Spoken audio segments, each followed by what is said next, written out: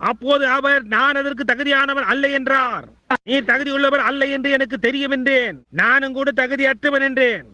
ஆனால் நான் சொன்னேன், நீங்கள் என்னவோ அதைத்தான் நீங்கள் பார்த்துக் கொண்டே இருக்கிறீர்கள். உன்னுடைய நிலைமையை பார்ப்பதை நிறுத்தி அவர் என்னவாக இருக்கிறார் என்பதை நோக்கி பார். என்னால் மட்டும் இந்த சிகரெட்டுகளை விட்டுவிட முடிந்தால் சகோதரன் பிரண்ணாம், நான் ஒரு கிறிஸ்தவனாக இருப்பேன் என்றார். நான் சொன்னேன், அவைகளை நீ விட்டுவிட வேண்டாம்.